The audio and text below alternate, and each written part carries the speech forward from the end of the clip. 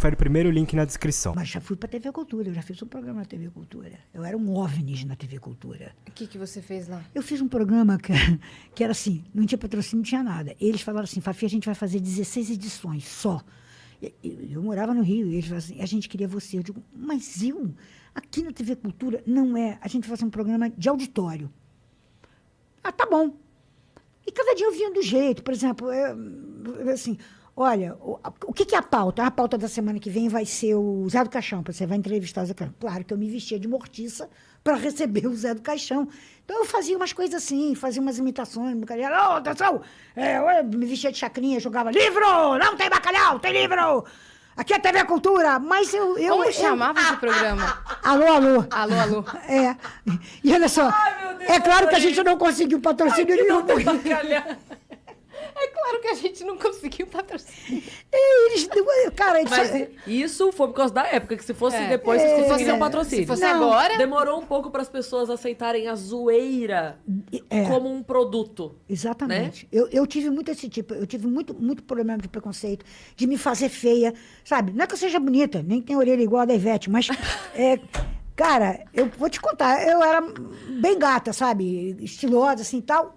O que eles faziam de possível para enfeiar a gente? Porque tinha uma coisa que a mulher, para participar de um programa de comédia, ou ela era a gostosa de biquíni enquanto o cara fazia a piada, ou ela era Caricata. a desdentada, lá, extremamente caricata. Então, era assim, não tinha uma pessoa normal. Não. Como tem o homem normal, a mulher normal nos programas de humor, né? Começou a deixar de existir isso quando veio a Lolô, a Heloísa Perricê, porque não tem como Maravilhosa. deixar ela feia. E não Ingrid tem como. Guimarães, né?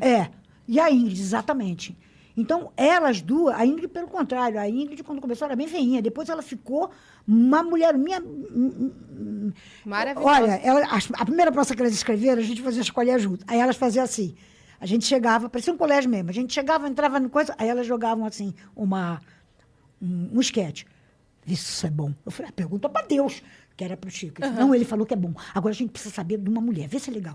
Aí eu lia e falava, pô, isso aqui é do cacete, cara, os caras vão adorar isso aqui, não sei o que, não sei o que lá. Então, aquela cócegas, né? Eu digamos assim, Nossa, eu cócegas. vi elas escreverem, eu vi elas fazendo. E elas perguntavam pra vocês. Perguntavam pra que mim, demais. nossa, as meninas eram maravilhosas. Daí pra Geniais. frente, É. elas Perguntaram pra Deus e pra deusa, né? É verdade. Ué, tinha que dar os dois Vai aval. pro pai e pra mãe. Vai pra mãe. Pro pai e pra mãe. Né? Você sabe que eu tive uma paquera com o Chico, né? Não Foi, não sabia, é assim, acontece. porque ele era namorado de uma mulher chamada Aldine Miller, maravilhosa, linda, gostosona, que fazia as Divorciada! Orelha feia. coisas. Ai, nada, a mulher era uma coisa. Só que ele estava numa época que ele queria ter filhos, queria ter mais filhos, porque o sonho dele era ter uma menina. E a gente começou, aí ele terminou com ela, com a Eudine? com a Aldine. E aí a gente começou, eu não era nem da escolinha ainda, eu ainda era da praça. E ele trabalhava num teatro chamado Teatro da Lagoa, que era 2 quadras de onde eu morava. E eu ia sempre para lá. E a gente começou uma coisa, mas ele já falou logo, eu quero ter filhos, não sei o quê. Eu falei, ui!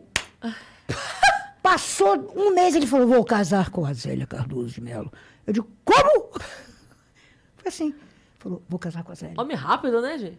Ele isso era aí. rápido. Ele, olha só, ele era tão charmoso, tão interessante, que ele tinha quem ele queria. Não, e a pessoa engraçada, eu sei disso. Nós engraçados somos melhores do que de cama que tem. Porque a pessoa ri e esquece que você não é bonito. É a vantagem. Não, eu tô falando sério. A Cris fala como se ela fosse A feia. Eu amo isso. Não, a pessoa não precisa ser feia, entendeu? Mas a pessoa, a gente sabe onde ganha, onde perde, tá tudo certo, entendeu? Bota uma modelo do lado e tal, isso aqui. Só que daí a gente começa a fazer. O cara começa a rir, ele esquece. Quando vê, ele já foi, entendeu? Já. Quem faz Então, Obrigada, e aí- Dani. Quem faz rir, conquista. E o Chico, além de tudo, além do Ele charme, tinha uma além de pegada tudo, boa, gente. O Boff tinha uma pegada boa. Sabe? Uhum. Tanto que nos ensaios, a primeira coisa que eu fiz, que eu aluguei um teatro da praia, só para ensaiar com ele. O que ele quis de produção, eu botei. Aquilo ficava cheio de mulher, de amigas. Eu falei, o que vocês vêm fazer aqui? Ai, sei lá, ele era envolvente. sabe? Por isso que ele comeu, que eu não vou dizer, metade da TV Globo que todo mundo queria comer. Mas ele era tão discreto, tão feminino nesse sentido, Aham. sabe? Você não sabia quem ele estava pegando, assim, eu falava, caramba, o Chico Anísio está pegando fulana? Aham, tá. Era uma coisa, assim, realmente de ser um homem. Ele é Um impressionante. homem na Eu lembro concepção dele. da palavra, sabe? Que você se interessaria, que mulheres maravilhosas Aham. se Se interessaram. interessaram. Eu lembro dele naquele O Que Vi da Vida, naquele quadro do Fantástico. Sim. Cara, eu vou falar muito sério agora, vou falar olhando pra câmera. É. Se você não viu, procure O Que Vi da Vida do Chico Anísio e veja, porque aquilo é uma aula de tudo que você pode imaginar. Cara, quando perguntam pra ele, você tem medo de morrer? Ele fala, não tenho medo não, eu tenho pena. Eu gosto demais de viver. Cara, isso é incrível. É uma aula, né? E a hora que ele fala também dos humoristas, que ele fala assim, ninguém é insubstituível, exceto na comédia. Nunca haverá outro Carlito, nunca haverá outro Grande Otelo, nunca haverá... E daí ele fala vários, assim. E eu lembro perfeitamente disso, porque quando ele faleceu, eu postei essa frase e escrevi embaixo, nunca haverá outro Chico Anísio. Porque, cara, é impressionante. É impressionante.